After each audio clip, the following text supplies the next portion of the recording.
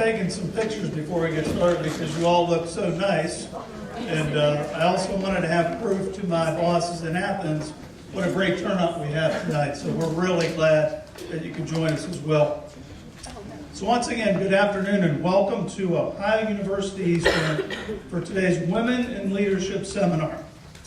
I am E.J. Shadzinski, the Director of External Relations, and let me say that we are very, very proud to be hosting this event once again.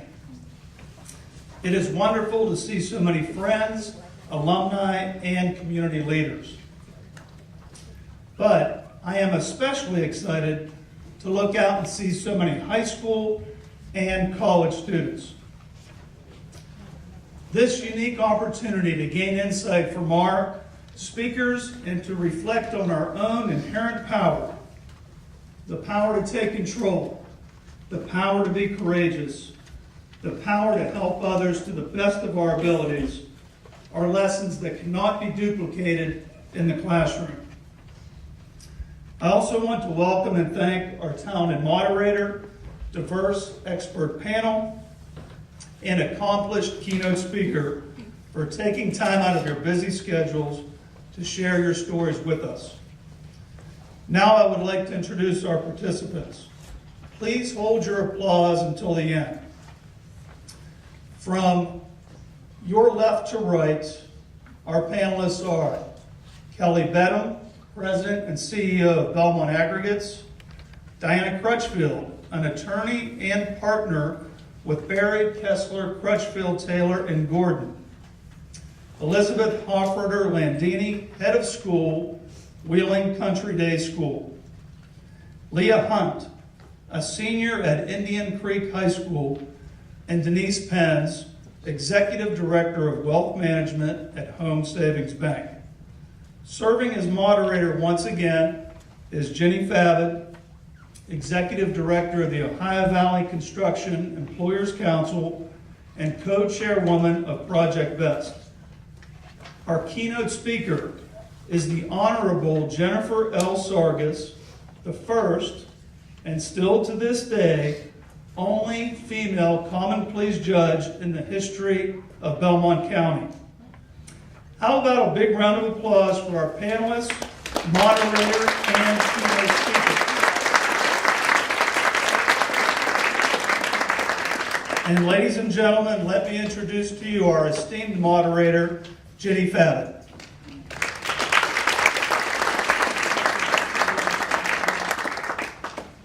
Good evening. Thank you for taking the time to be here with us this evening. This is exciting beyond words. We started this about 3 years ago. We serve on a community foundation board here at OU with the mission of becoming more involved in our community. And ironically tonight, what I love about this evening, what I love about the OUE Women in Leadership program is that it started with a conversation around a table with an esteemed colleague of ours, former Judge Harry White. Those of you who know Harry White know that he is married and has 3 daughters, and is we refer to him as Mr. OU. Terry is probably the single biggest Ohio University fan there is, and he actually has 3 daughters, and one evening at one of our meetings we were having a conversation about promoting women, about promoting females, about promoting women in our community. And so this evening was given birth to by a man himself. And Harry, I love the fact that he has 3 daughters and he understands the value of their place in this world, and he's put into place something that will help benefit them and all of you. So tonight's commitment is to women in leadership. And one of the things that I want to share that I've always found remarkable is that those of us who are here this evening, including our panels, including our guest speaker, former Judge Jennifer Sargus, is the fact that we are where we are because of the opportunities of those who come before us. Supreme Court Justice Sotomayor, actually when she was sworn in as Supreme Court Justice, she made the comment that she was where she was because she stood on the shoulders of the women who came before us. And I think that's a remarkable statement, because I think that sometimes in society we take things for granted. And we forget the women's movement. We forget that someone in our ancestry fought for the rights that we have today, fought for the ability for us to have a place in the workplace and a place at home, and the fact that we have a choice. And that is something that I find pertinent about all of these women here, is that they understand that they are where they are because of the women who came before them. And that leads me to the comment that I believe in, is that true leaders, be it a woman or a man, understands that a true leader does not cultivate followers. A true leader cultivates other leaders. And that is our mission. It's our mission at Ohio University Eastern, and it's our mission with Women in Leadership. So thank you for taking your time to be with us this evening and taking your time to invest in women and leaders in our community. Former Secretary of State Madeleine Albright once said, and I love this comment, so forgive me, I'm not one who partakes in cursing, but I love this comment: there is a special place in hell for women who don't help other women. And I love that because it recognizes that it's incumbent upon all of us to help one another. So to each of you this evening, I say thank you. I say thank you for taking the time out of your lives and out of your heart and out of your knowledge to help other women. There'll be less room in hell tonight because you all took the time to be here with us. So that being said, I'm going to go ahead and get started. As we began this process, each of them shared with me their biographies and their stories. And some of these women, we've known each other for years. Some of them I'm just meeting by way of biography. And as I was reading one of the biographies, I was immediately brought to tears, because their story is that moving. And I want each of them to share their own story with you themselves.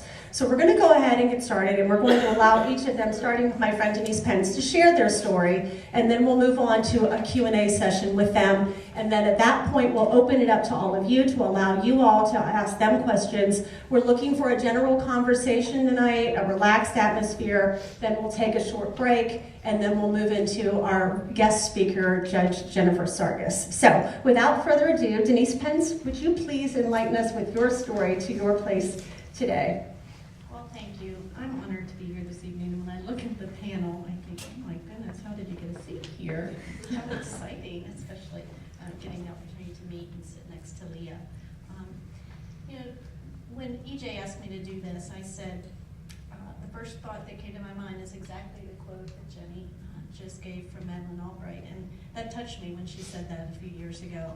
And I thought, when we look at our experience and the ladies that we work with every day, we're really tough on each other and tough on ourselves. So I've tried really hard over the last couple of years to make extra space on my shelf, as I call it, to help women, and making a conscious effort to do that, whether it be through promotion of programs to promotion of women in themselves, and as part of my involvement here with OUE. So my background is a roller coaster, a lot of ups and downs, both personally and professionally. I joined the military right out of high school because I wanted to go to college. And you hear those stories all the time about people that join the military because they want to go to college and they think this is my way to afford to do so. But when I stood in Pittsburgh and I took the oath and I said I would defend our country, it became really real to me really quickly that this wasn't just a trip to college.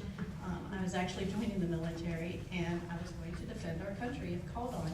And I took great pride in that. I served 2 tours in the U.S. Navy, loved it. Would have done 20 years, however, found myself in a situation where I needed to find a new career. I was in a rather tragic car accident, and they medically retired me from the Navy at a really young age. So I had to find out, what do I do now? What's my next path? And I've always believed in creating your own world if you need to. That I really didn't have the opportunity to have anybody there in a financial way to pick me up growing up and so forth. So you just found your way and you created when you needed to. So that was part of my joining the military. So with my exit of the military, I came back here to my hometown to live near my parents so my daughter could be raised near her grandparents. Really important. And I went back to school. I had earned my management degree at night. So every time I hear somebody talking, I've had the opportunity to talk to several students, and they say, I don't think I can make it through college. I don't think I can do it. I don't have the money. I don't have the time. And I say, I was in the military, worked a full-time job, worked a part-time job so that our family can have a little bit of extra money and blockbuster video. And then I went to school at night. And so you do what you have to do to meet your goals. So I did that, and I achieved my management degree while in the military. Very little you can do with that outside the military that I was interested in. So I came back here and went back to school and got my accounting degree, and found myself in a bank. So I worked as a teller initially, worked my way up to the trust department, and then went to a community bank here in Belmont County to lead the wealth division. So given a great opportunity by a wonderful man who I still call today my mentor, and he said to me one day, we were in a boardroom, and I had the opportunity to present to the board. It was a pretty stressful situation. And I had a manager with me, a gentleman that I worked with, and we walked out of the meeting, and he said, wow, you did a great job. And I thought, thank you. He said, yeah, you smile cutely when appropriate. And I said, how do I take that? So I stormed into my mentor's office, and I said, you won't believe what he said to me. You know, I was presenting right alongside of him, and he came out with, you smile cutely when it was appropriate. And he gave me the advice of, when you walk in a room, you're petite, you're rather short, and you're usually in a room of all men, because I went right from one predominantly male environment of the military into banking. So in most cases, I was the only woman sitting in the boardroom. He said, by default, you'll be the prettiest one there. So walk in feeling really smart. Never walk in feeling pretty. And he said, if you shake hands and you stand up tall and you act smart, the whole time you're in there, no one will ever say that to you again. And I've carried that with me through my career. And it has served me really well. And I tell it to young women all the time, just be smart and know that you're smart, because not only are you by default the prettiest person in the room, in most cases, a lot of times you're the smartest too. So I found myself at a larger institution through acquisition, and decided I didn't like that, and again decided the best way to do it is create my own world. So I started a private equity group and went on a mission to buy a bank. And we did that in February of 2010. I had the opportunity to work in an executive position and help lead that bank for almost 8 years until we decided to sell that bank as well to Home Savings, which has me where I am today. I'm enjoying what I'm doing. I have the opportunity to work with some fabulous women as well as men, great mentors. I'm involved in a lot of women's leadership societies, which I'm very proud of, and I have a wonderful team and lots of great clients, so that's what keeps me where I am. I continue to grow each day. I continue to get good advice from really good people, and I always have my eye open for opportunity, and I think if you do that, it'll find you.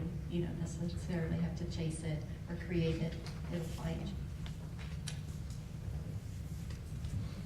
Thank you, Denise. Leia. Hello. I just want to first off say thank you for everyone for coming out tonight. My name is Leia Hunt. I'm 18 years old and I'm a senior at Indian Creek High School, and I also am the founder of Leia's Kids.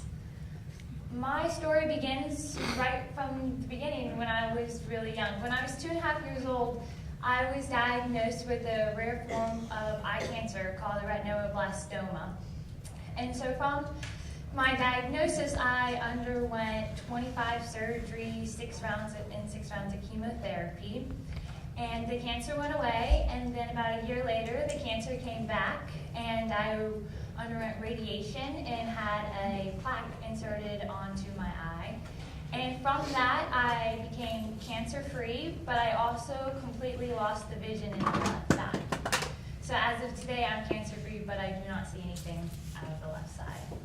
So from that negative situation, I turned it into something rather positive, and I started my own 501c3 nonprofit organization, which is Leia's Kids. Leia's Kids is the link between the community and children fighting childhood cancer. So how I began Leah's Kids is all through elementary and junior high and even up until high school, I did local fundraisers for childhood cancer, and I did bake sales, dress down days, everything, lemonade stands, everything you could think of.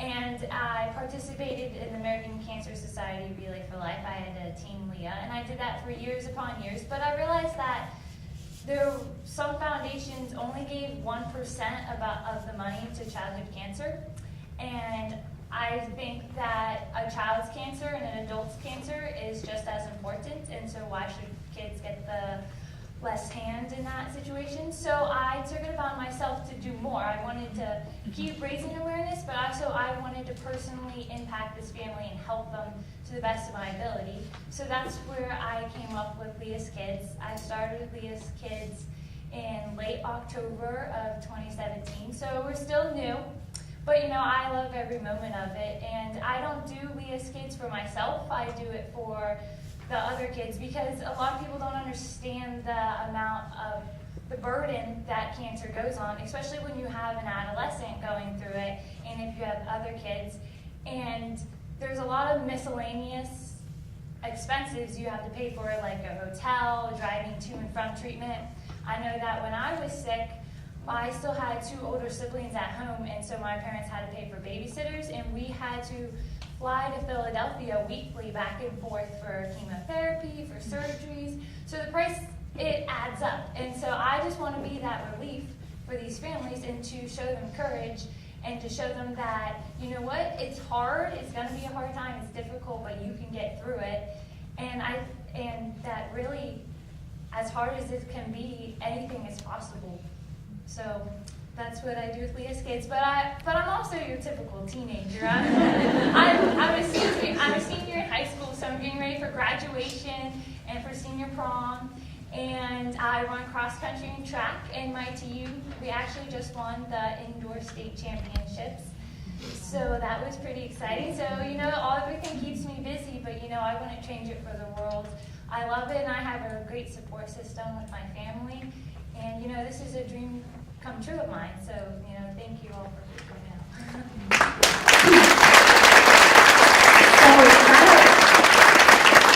That's 2 of our panelists. And if you're thinking what I'm thinking, you're thinking, wow, the package doesn't dictate the human being inside of it. And I think it's remarkable. Denise, Leia, both remarkable individuals, and I think that sharing their story, it kind of reflects upon us the way that we tend to judge people. Leia, you're absolutely beautiful. I mean, you're stunning. I didn't want to stand beside her when we were having our photos taken. But the reality of it is the tragic existence that she's led, isn't dictated by the fact the way that she looks. And Denise, I've told Denise a story. I love her story. I love it. If you ever have an opportunity to hear her full speech, it is amazing. But she's small and mighty, but she commands. And so I think that's part of what I want you to take away this evening, is the fact that leadership is something that comes from within. It's not dictated by the package that we're in or the life that we lead. It's dictated, as Denise has shared in her speech on many occasions, it's the choices that we make in life. We are all faced with trials and tribulations, and it's the choices that we make and the paths that which we choose to follow. So that's 2 of our panelists this evening. I'm going to give EJ a chance to give out bottles of water real quick. We all talk a lot up here, so that'll make it a little easier on the ladies. There's a water boy. Yes.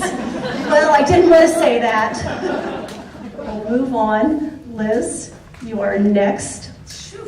My name is Elizabeth Hofreuter, and I have to start by saying I'm inspired.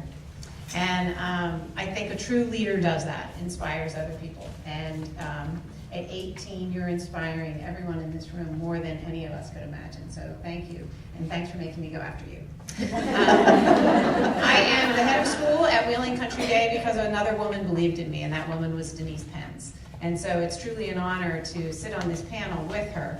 I had served 18 years in independent education. I did go to Princeton, and I went to Harvard. And it actually takes a lot for me to say that, because that immediately sets the table for you when you have an expectation of me. And yet when I chose to return to the Ohio Valley, I had to come to terms with who am I and what would people expect of me. And I was told as I was leaving college by a very, very smart man who was my mentor, You will always have one foot in the Ohio Valley, young lady, and you will always have one foot dying to get out. And he was right, because as I grew up here, couldn't wait to leave. And after 4 years at Princeton, I chose to come back. And I had chances to be all over the country, and I chose to come back.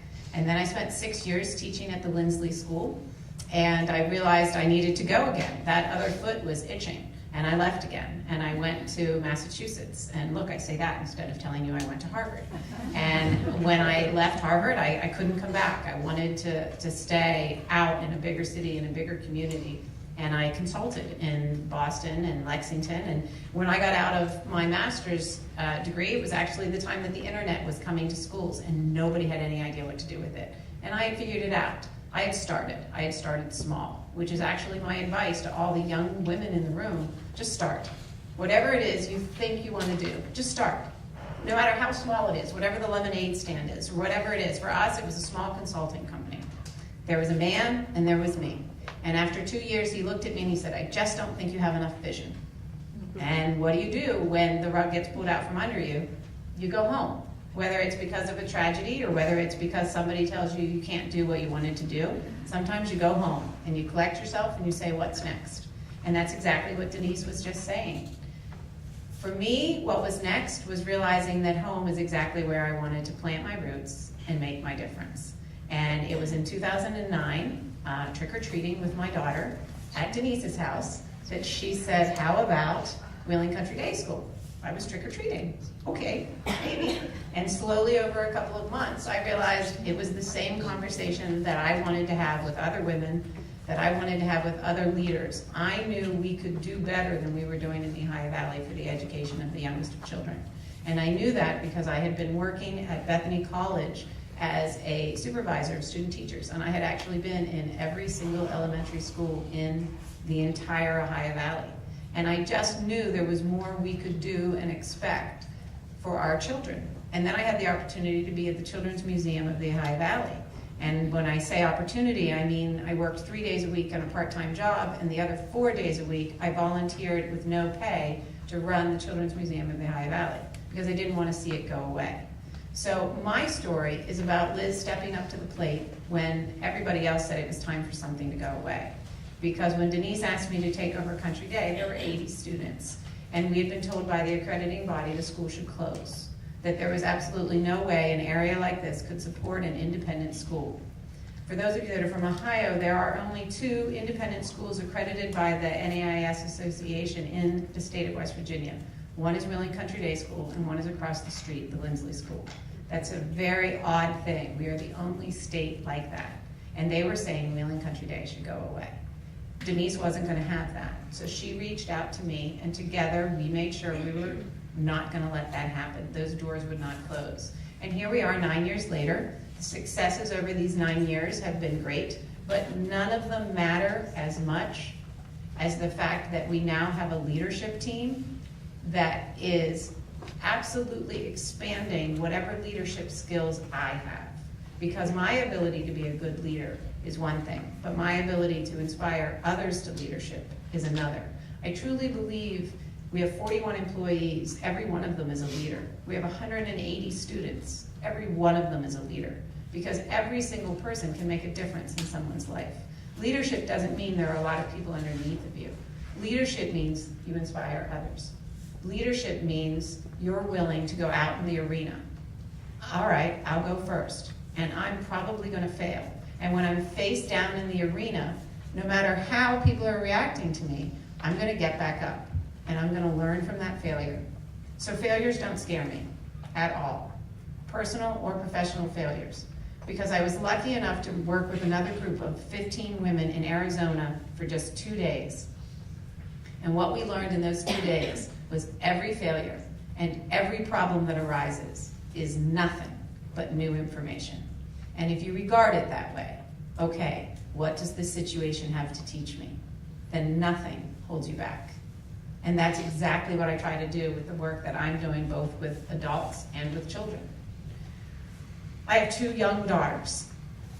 They don't think I'm very special. That's okay with me. I think they're amazing. So I truly know that my job is not to be the leader of Wheeling Country Day School. My job is to make sure the right women and men in the Ohio Valley are in the windshield of my daughters' lives, so that they can continue the work that all the women here are doing. So I appreciate your coming, and I appreciate your listening to us tonight. But more than that, I hope all of you fail miraculously and largely, and I hope you learn from it and make a great, great lesson for the rest of us. So thank you.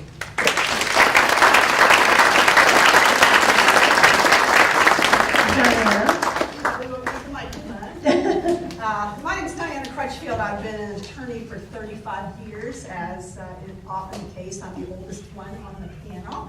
I came into to my education before Title IX even. When I was a junior high girl and a high school girl, we didn't have high school basketball teams. We had high school basketball clubs. I've had very little adversity in my career, in my life. I'm one of the very lucky ones. But I know that for every lucky one like me, there are thousands of other women that have faced sexual harassment, sexual discrimination. It wasn't until I taught a course several times. I was a professor, full professor at West Liberty for 14 years and had the benefit of teaching women's studies courses. And if any of you ever have a chance to take any kind of a course in women's studies or women in the law, take it, because it will heighten your awareness of what the women from the 1700s until this very day, which by the way is Equal Pay Day in our country, and the struggles still continue. As of today, women continue to earn only 70 cents on the dollar for men. So even though those women in the 1700s and 1800s and the early 1900s and in the 1970s that fought for your reproductive rights and your contraception rights and your rights to have equality at work, it's not over. And I have benefited from all of those women. I've never had any adversity.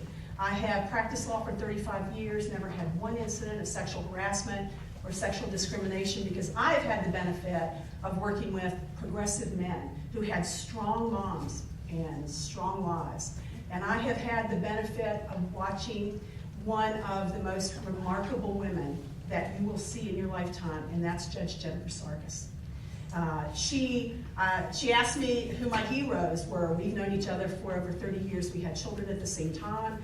We struggled with the same daycare issues. We have good-natured husbands who have supported us all along. We are the lucky ones. And I look forward to your being able to listen to her. She had a wonderful mom who was a successful judge. And Jennifer had the good fortune of natural intellect and a disposition where she worked very hard. And if I had to attribute anything to my success, I would say that it is having wonderful women who support me as staff members of mine every single day. Good daycare, because ladies, I'll tell you what, that's key to your success. And supportive, good-natured life partners. And my husband has been like that. It's just that simple. If you're lucky, you're going to succeed, and if you're not as lucky, you just have to work harder, but you're going to succeed too. And you're going to do that because of the women that came before you. Not only women that you know, but the millions of women that you didn't know that have fought so hard for your rights. So take a class if you can. Pick up a course at your local college. Look for it. If you can take it for credit, that's great. If you can't get credit for it, take it anyway. You will really enjoy the history of women. Thank you. Our last panelist for this evening is Bettem. Well, it's a tough act to follow. I'm very humbled to be in this honor with this panel, especially with all of their stories. And I'm not so sure mine's so significant as to all of these wonderful stories.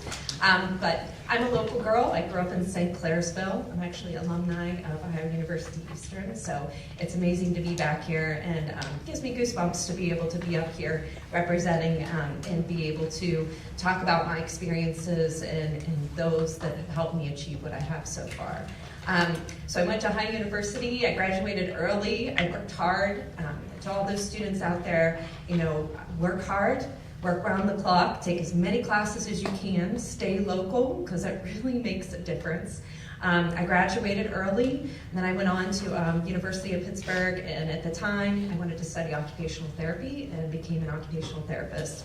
And University of Pittsburgh was one of the top schools in the United States for that program. So OU helped me get into that program, and I was very excited about that. So I went on after that, and I'm thankful to local businesses because I received a scholarship through one of the local hospitals here, High Valley Medical Center. And so it afforded me to be able to have the opportunity to go to University of Pittsburgh as an out-of-state student and create my career from there. And so I had the opportunity to, after graduation, already have a job back home, which I was half excited and half not about that one. So I worked here for 2 years, and at that time decided to go back for my master's and graduated with my MBA at that point. But the local hospital gave me an opportunity to have a job and go back to school. And at that time, I told my boss, who was a mentor of mine as well, and it was a female, and I said to her, well, I just want another opportunity to grow and be a manager. It's time that I have that opportunity. And she said, well, Kelly, you've volunteered for everything that you can, programs that were projects that no one else wanted to do. That's what I kind of became known for. Anytime there was ever a project, I was the first one out there to say, well, let me see what I can do to help, or let's see what we can do with this one, or I'll absolutely volunteer. Later in life, it got me into a little trouble, but that was the best experience that I ever received, was projects that no one else wanted, or that were failing projects that I jumped on, and that's where I got my best experience from. So I worked and I became a manager at that point. I had a job in Alexandria, Virginia, and had my house on the market, but decided to stay in town and to stay local, and I'm so grateful that I did. It gave me such a wonderful opportunity. And from there, I just continued to work hard as a manager and continued to accept other departments, and eventually became a senior manager and ran all of operations for a High Valley Medical Center for several years. And so I was there in the total of 17 years in that organization, and 7 as a senior manager. And that gave me such a wonderful opportunity to have 1,600 employees that you work with every day, and to be able to help all those employees, whether they be a man or a woman, be able to empower them so that they can learn. It was just such a great experience. In 2016, I had the opportunity with my husband. We bought a local company, and he was a business owner as well. And halfway through the year, we got to the point where we said, we've got to find someone to run this company for us. I loved my job. I didn't want to resign. So we couldn't find anyone, and finally my husband said, Kelly, you know how to run a business. This is no different. Just take the opportunity and try it. So I jumped off the cliff, and I decided to run that business, and now I own it 100%. And have the opportunity to run my own business. And I'm proud to say that I have a trucking business. So as a female that came from a hospital system, and I have a trucking business. So it's great. It's had its challenges, I won't lie to you with that. And especially with mostly males that I work with, who have all been amazing, I have to say. And I've had great opportunities with that. And I've been able to help with my staff. We had a staff in the office of 2 people, and now we have a staff of 7 who are, well, there was a mix of men and women, but they are all women now, not by purpose and by any means, but to help them and empower them. And I guess my greatest advice to everybody would be to don't be afraid to take risks. You are your biggest enemy, and you are your biggest ally. And if you can encompass that and learn from that, and know that the only reason that you don't take a risk is internal, because most people will be very supportive of that. So if I can help anyone at a young age or any age to think about that, don't be afraid. Your biggest successes will come from your biggest failures, and it's okay to fail, and it's okay to take that jump, and you will make it, and you will be amazing. And whether you fall on your face, which I've done, 2 projects that I took that no one else wanted, and my boss talked me into it. And I begrudgingly took them. But now I look back, and those were the 2 most amazing experiences that now running my own business, I've learned the most from. So at the time, it may not be the best choice that you think, but in the end, you will learn so much from it.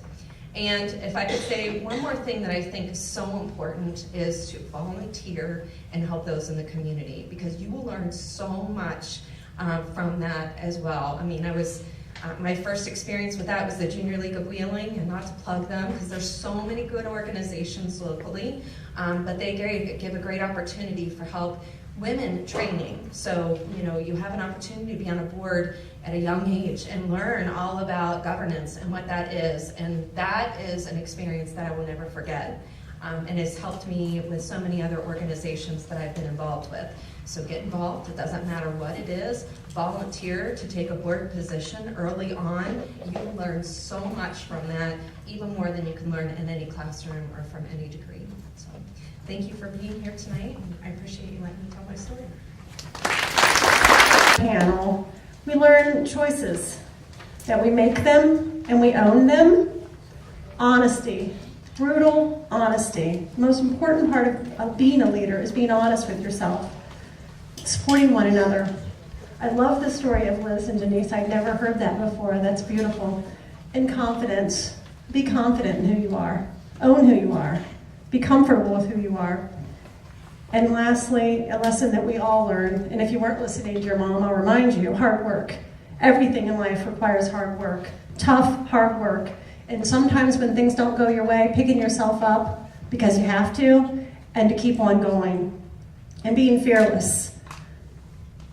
Being fearless in life, and being fearless with your decisions, and being fearless with your honesty with yourself. So we're going to open it up. We're going to ask some questions, and then we'll open it up to the audience. But before I do so, I would be remiss if I didn't introduce a few folks that we have in the audience. Most importantly, our esteemed Dean Abraham from OU. Thank you for hosting us this evening. A very good friend of mine in the back audience there, former State Senator Lou Gentile. Lou. A friend of mine running for county commissioner, my former position, Angela Hatfield. Dan Millison, who's running for state representative for the 95th district from Penz, also serves on our community foundation. Thanks for being here with us. And Dan's mom is here as well. Lori? There we go. So it's all about your mom, as far as I'm concerned. Gene Wilson. I saw you come in. Gene Wilson from U.S. Senator Sherrod Brown's office.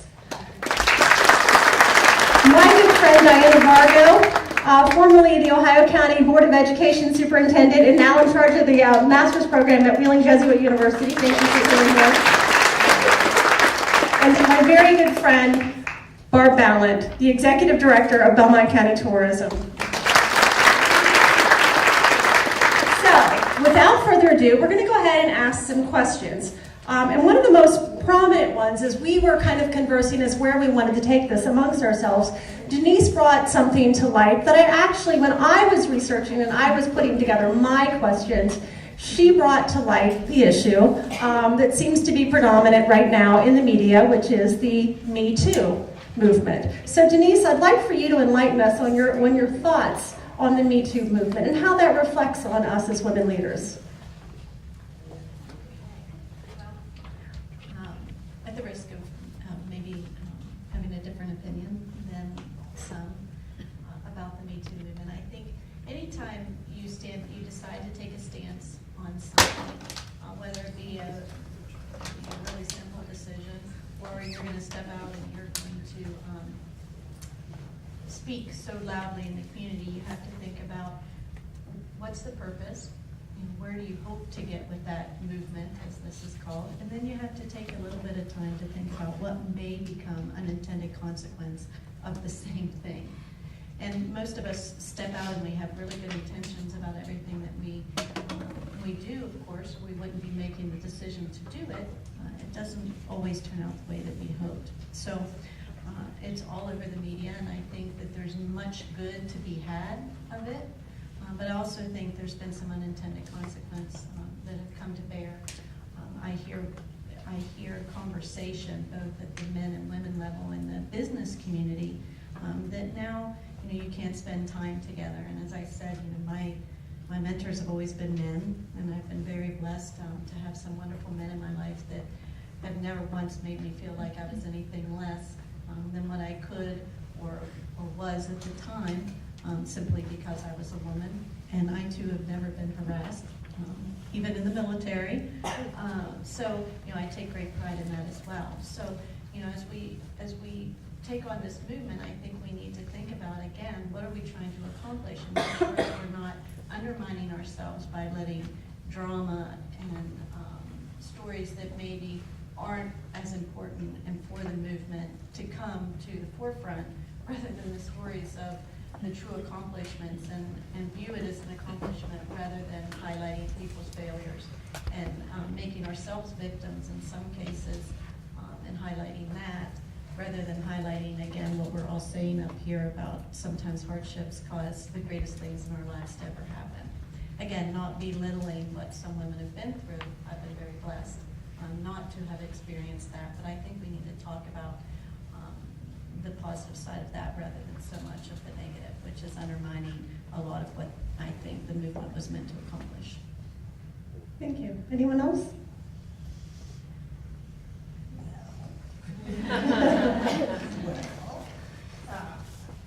I think that just because some of us have been fortunate enough to not be in situations like that, I think that the problem that women face, young, old, at various stages of their career, are real.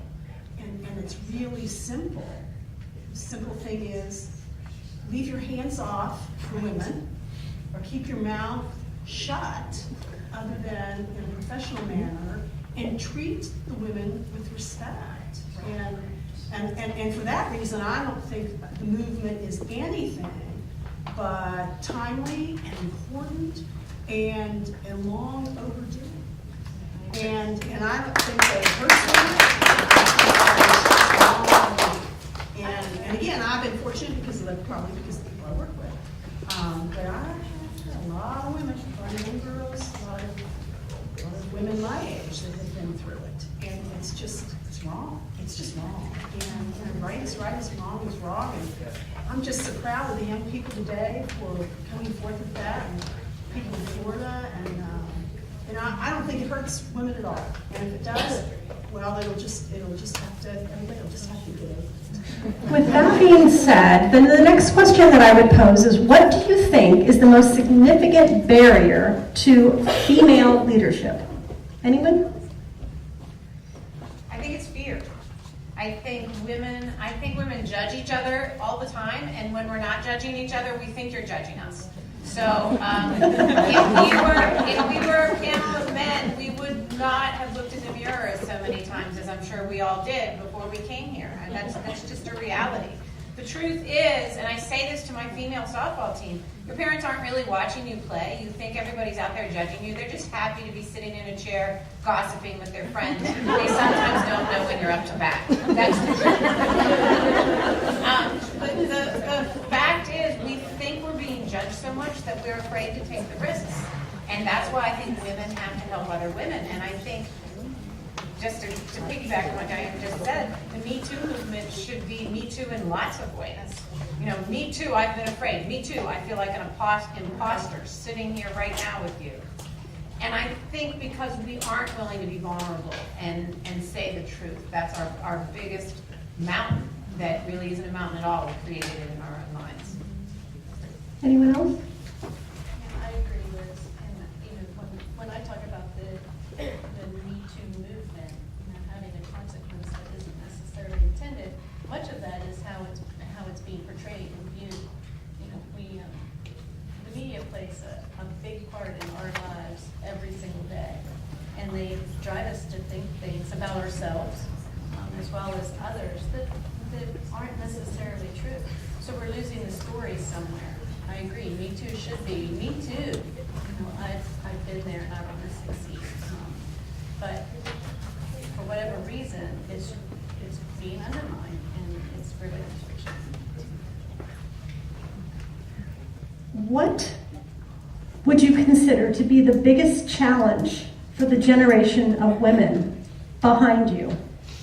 There are quite a few young ladies that are here this evening. What is their biggest challenge at this point in our society?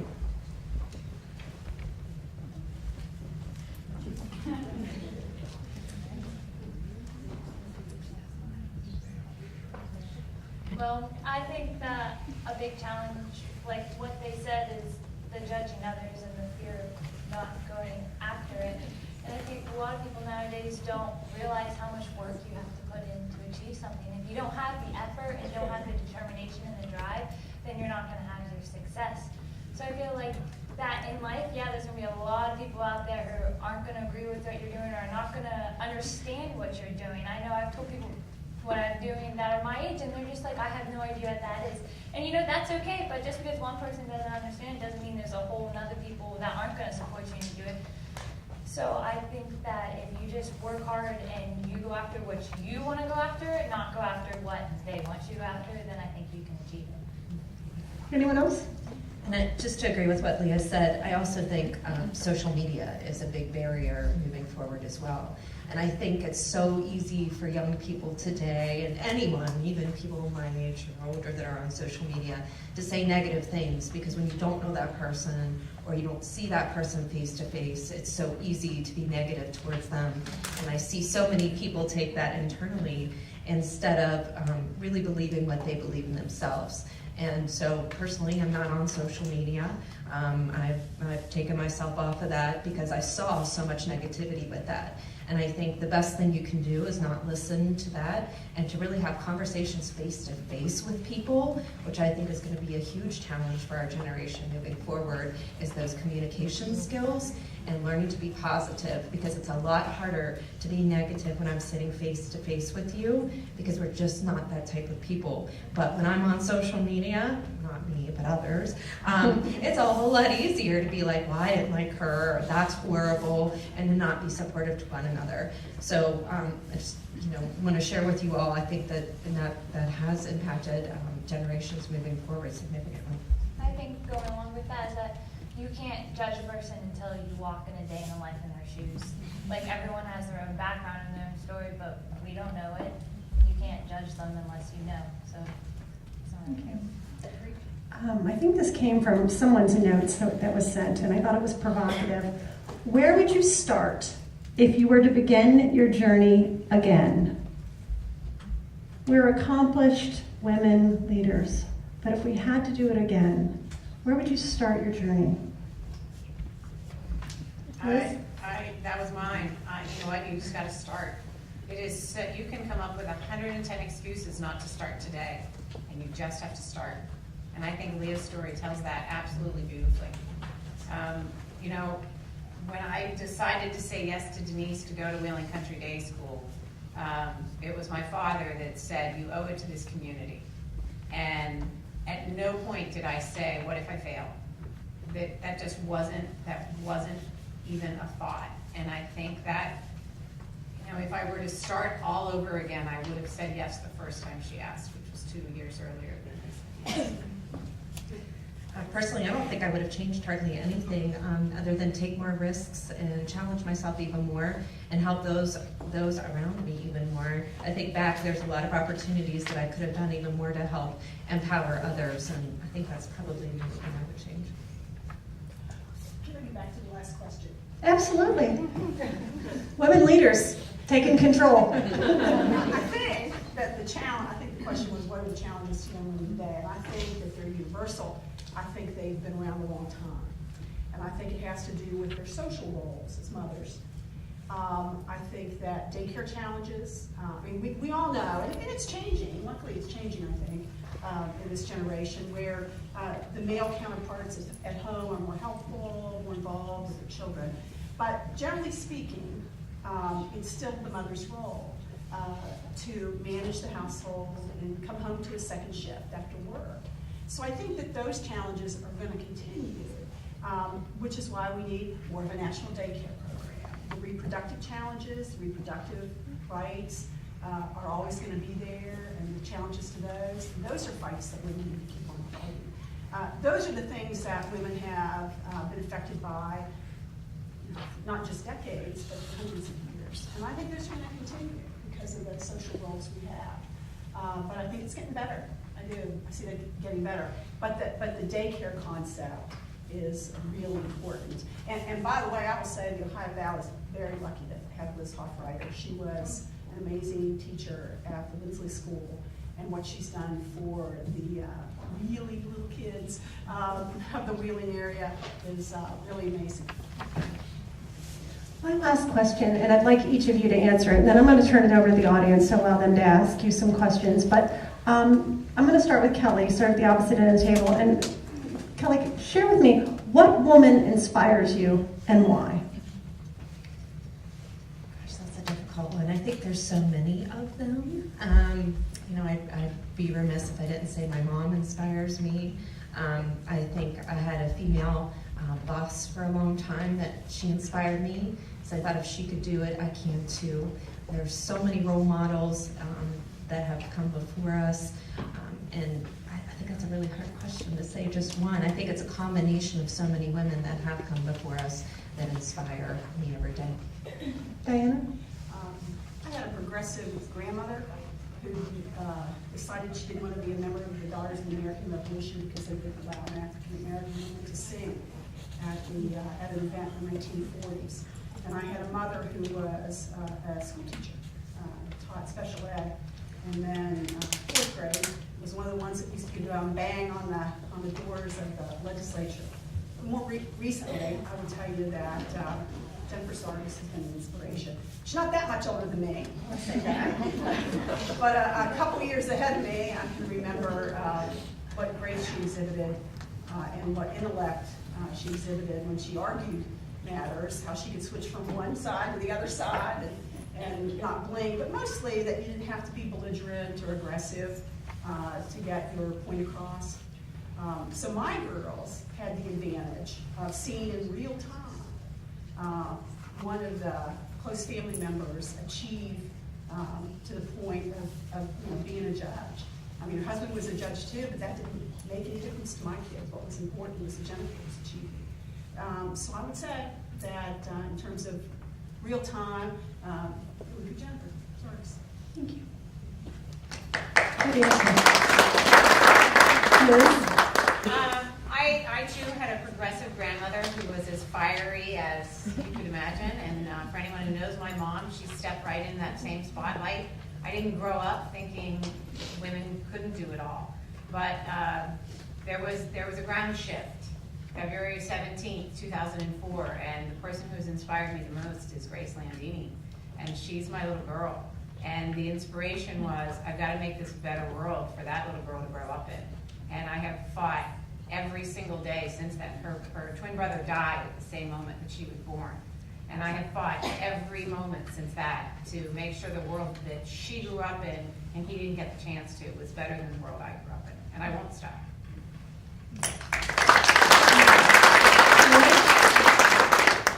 The person that inspired me, that I look up to, would be my mom. I watched her go back to school and get her nursing degree and raise 5 kids and still cook dinner and clean the house and come to all of our sporting events while studying. And I think that's true love and dedication right there. And so shout out to my mom. Make us all cry. I was worried I was going to cry anyway. I have a past and present. And my mother was an extraordinary woman like yours. She worked really hard and raised my brother and I pretty much on her own for a lot of years. I came home when I was in 3rd grade and found that she was lying on the floor. She had been raped in her house. And she stepped up from that moment and started a rape hotline in Wheeling, and she decided she was not going to be a victim and she was not going to let that have a negative effect on her or my life. And she taught me from that moment on that a lot of things are going to happen in your life that you can't control, but the one thing you can control is how you react to that situation. You have control of your reaction. And so when I look back at things I'd like to change, there's some situations I've had that I wish I would have reacted differently. But I learned from all of those, and I learned every day from my mother strength that a woman can have through diversity, and the things that I'm involved in now are because of the things that she loved. You know, she never had a lot of money. She said to me once, she got really excited because she had 4 pair of shoes in the closet. She never thought she'd have 4 pair of shoes of her own. But you know, she always worked really hard to make sure we had what we needed. Just an extraordinary woman that lived a wonderful, wonderful life with very little. My present is my daughter. And much like Liz, I have an extraordinary young woman for a daughter. She's 27 now, and she's doing wonderful things with her life. I look at her and I say, of all the people in my life, who do I admire most? It's her. She grew up being very close with my mother and learning the same lessons that I did. And she volunteers. She's will be a wonderful mother. And I can see that in her. She works really hard with children with autism and gives back every day. And so she inspires me, and I admire her as a person. Thank you. I am a better person just from witnessing your stories this evening. Ladies and gentlemen, I'd like to open the forum now to questions from the audience. If you'd like to ask a question, please just raise your hand and stand up. Anyone? Please. Okay, so my question is for you, Leah. What are your bigger goals for Leah, for kids, or whatever it's called? Do you have like bigger plans? Yes, so I want to make Leah's Kids global. So right now I'm starting small, and I'm doing children in the Ohio Valley, but then I want to venture off and do local cities and states, and soon I want Leah's Kids to be a huge foundation, and so I can be able to help kids through all the states and around the whole world. Wonderful. Thank you. Anyone else? I have a follow-up for Leah. So Leah, tell us all about the first person that you helped and what that meant to you and what that meant to their family. What do you think? So the first person who I ever gave my first donation to actually happened just a few weeks ago.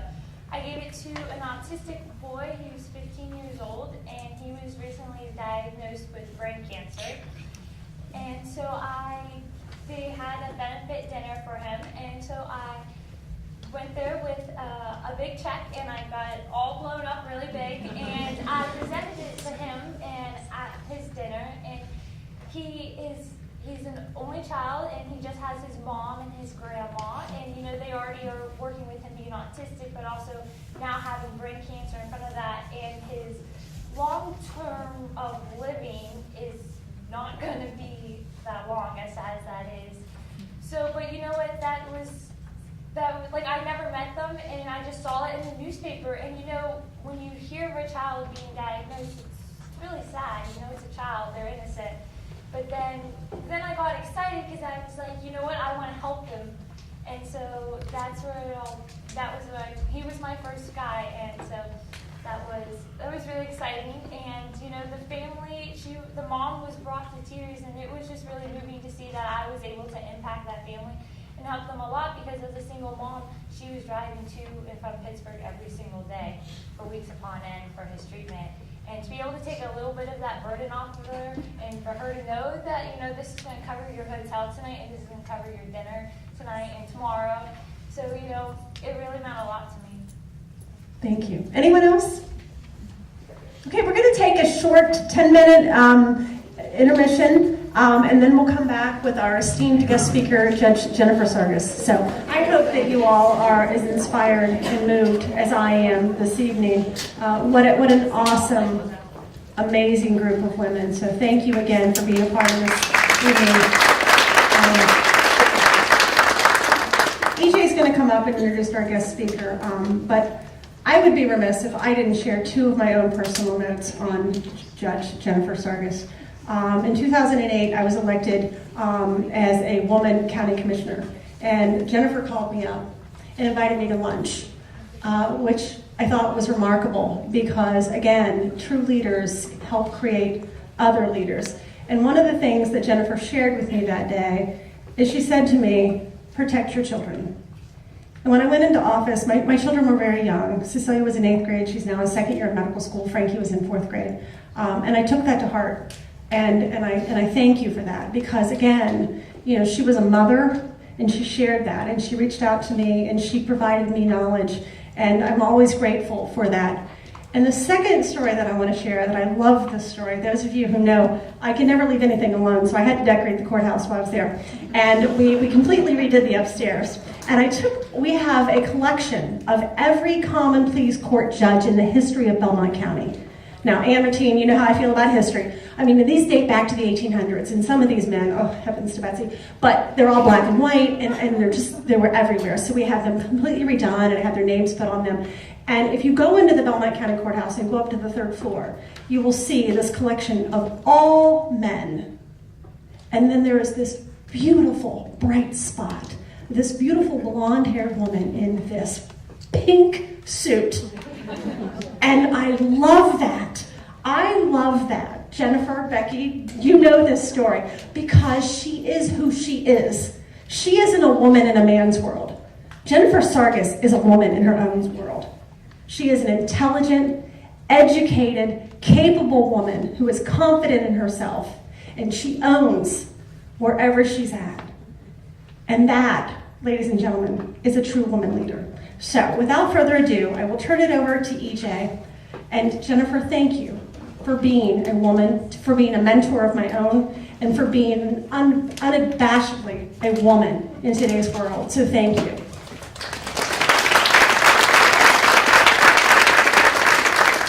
So, without further ado, my friend, my son Frankie Favede's former basketball coach, the Director of External Affairs, Mr. EJ Shadinsky.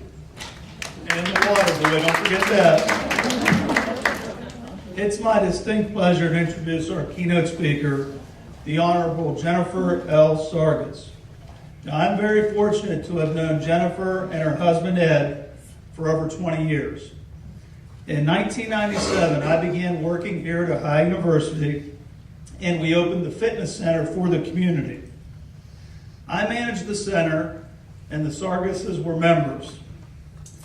Now, looking back on 20 years, there are two types of members that you remember, that you recall. The first one is the type of member you wish you didn't recall. And the second one is the type of member that makes a most positive impression on you every single time that you see them. And let me assure you that Jennifer and Ed, they are the latter. Jennifer is always pleasant, caring, down to earth, and just basically nice. She always went the extra mile to ask, how are you doing? How are the kids? What are you up to? As you will soon find out, Jennifer is, as we say in the Valley, good people. And as you can see in the program, Jennifer is a highly accomplished leader.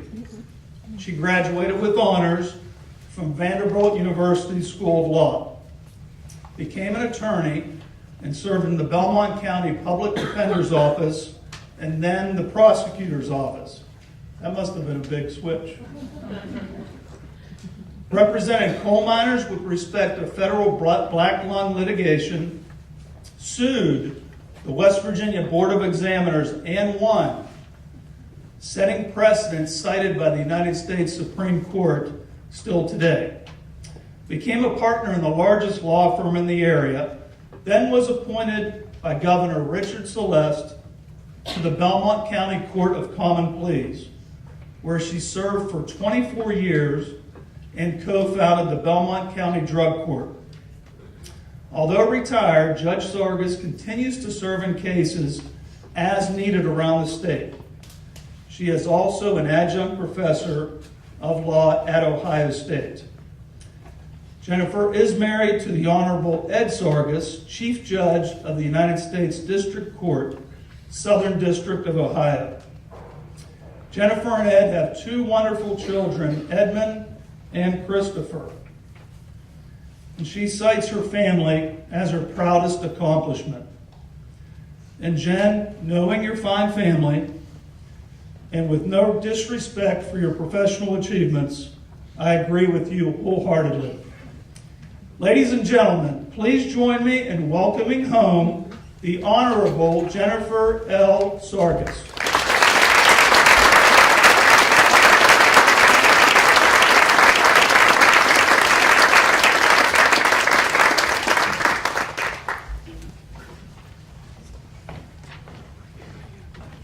You know, you are all so kind, and you are all so remarkable. I thank you, EJ. I thank you, Ginny. I paid Diana Crutchfield for everything I did. And I know when she mentioned the importance of a staff, she had Paula Houston in mind. There's two things happened tonight, and I want to be mercifully short. First of all, because that panel was so wonderful. It's hard to follow them, and you were all such wonderful listeners. So I'm going to speak from the heart, and I'm going to let it go. Two things happened. One I thought was kind of bad. One I thought was wonderful. And I'll start with what I thought was wonderful. The mention of leadership did not trigger a critical course of self-appraisal. So often when we discuss leaders, what we think of is somebody else. And when we think of people we have known and loved in our own lives, the leadership qualities that manage to surface have nothing to do with professional accolades. The thing that I thought was disappointing was that this room is just filled with leaders. And all of you have stories, and I wish I could hold the pearls of those stories right here in my hands right now. And perhaps if the good part of this program really sows its seeds, we'll do that. You'll tell each other your stories. We'll come to appreciate each other more. Because leadership, I have a favorite recipe, not because it's a good recipe, but because it's kind of got a poetic element in it. It's a recipe for black bean soup, and it says, there is enough olive oil in this recipe to float an armada. Well, this room has enough leadership in it to float a fleet of ships. There is no doubt in my mind. When I listened to the ladies on the panel tonight, two characteristics came through to me that I thought were really wonderful and defining of what makes us think a person's a leader. First I thought, why isn't everyone who goes out front a leader? Tanya Harding went out front. Was she a leader? No. But when I listened to the wonderful panelists, to a young woman who had fought for her life before she was even 3 years old, to a woman who had been in a serious car wreck, whose mother had been raped, when I heard the stories, and I include Diana Crutchfield's story because she absolutely refuses to ever feel self-pity. When she says she has experienced no adversity, I don't want to say she misrepresented, but sure she has. We all have. Leadership seems to emerge from hardships. And it seems to give us courage when we are doing something to improve the world. Most of us have experienced hardship, and most of us in our own lives have reached out in leadership and moved to improve the world. The refusal to feel self-pity, I thought, was really what reconciled a kind of dialogue that began and which stemmed from the discussion of Me Too. And the dialogue was from two different voices. One was saying, we move forward, we never bow to a victim status. And the other was, yes, but there are victims. And what reconciled that discussion was the decision to champion victims. And we saw that in the young woman, Leia, who was going to help other people who experienced disease. Instead of feeling sorry for herself, she was going to change the world in her own small way. That's the leadership trait that I know everybody in this room evinces. I want to thank EJ for putting this together, and I want to say that leadership is not gender-based, and the women's movement did wonderful things. We know that there were laws in this country, women couldn't vote. In Canada, women were not even to be counted as persons at one time. All of those legal gains are blessings to all of us, but we accomplished them as a race, male and female. And the progress as we move forward is that kind of leadership that makes the world a better place to live, and that allows that seed of love within us that makes life worth living actually make life worth living. Thank you.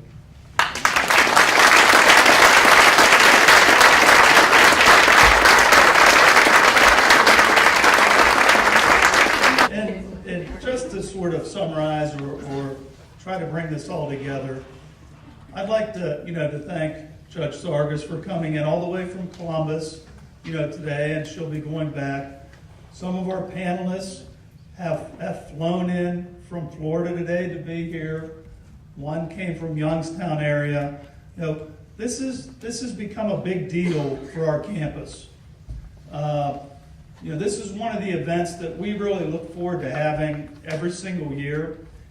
We have grown from a small room of 20 to 25 people, of 20 to 25 women, to a room of 150 women and men. And yeah.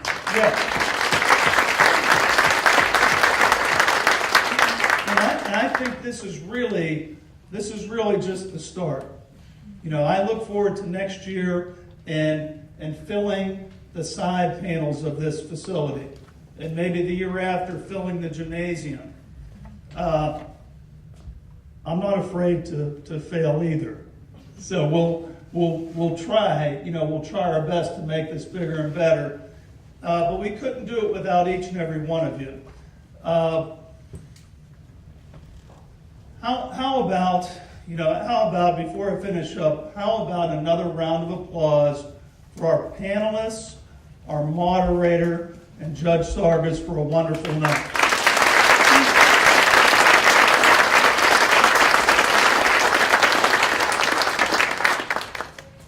And as I look out into the audience, I can still, I haven't been in college for 30 years, but I can see it hasn't changed, where all the students sit in the back row. But I can see you're all still with us, which is great. But I would say this in finishing.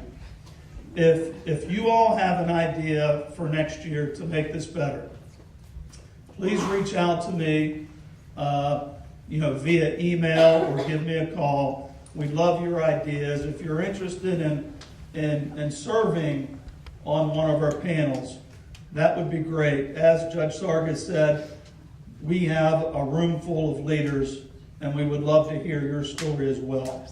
So, one final note.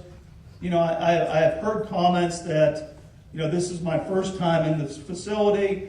This is my first time on the campus at the university. I had no idea. And please go out and tell your friends, because we are Ohio University. As Kelly said, she received her education here. It's a wonderful opportunity, a unique opportunity to receive this type of public education in our hometowns without going into student debt. And so please let people know we have wonderful faculty here, wonderful facilities, and we would certainly entertain, if you know a high school senior or if you know somebody who's looking to go back to school, please send them my way as well. That's what we're here for, our community. So thank you very much for joining us. We look forward to seeing you again next year, and have a safe trip home. Thank you.